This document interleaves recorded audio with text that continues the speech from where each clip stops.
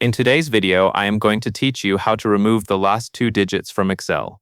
This is a simple Excel formula trick that is very useful when you need to shorten values by removing the final two characters from each cell.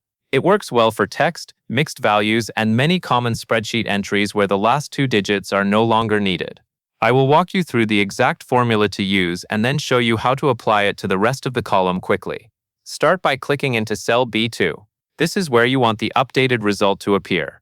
In that cell, type the formula exactly as follows: equals left, open parenthesis, A2, comma space, LEN, open parenthesis, A2, close parenthesis, -2, and then close the final parenthesis.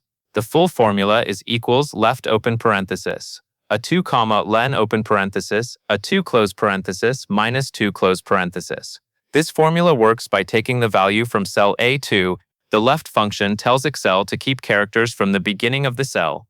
The len function counts how many characters are in A2, and subtracting 2 tells Excel to leave off the final two characters. Once you have entered the formula, press Enter to confirm it. After you press Enter, Excel will display the updated value in B2.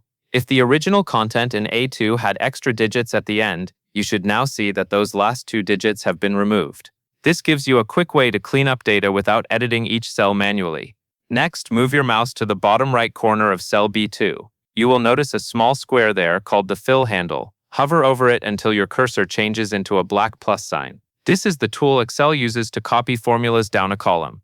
Once you see the black plus sign, you can either double-click or click and drag downward to fill the rest of the column. Double-clicking is the fastest option when your data in the neighboring column continues without gaps.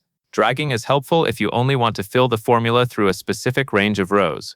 Excel will automatically adjust the formula for each row as it fills down, so each cell will remove the last two digits from the matching cell in column A.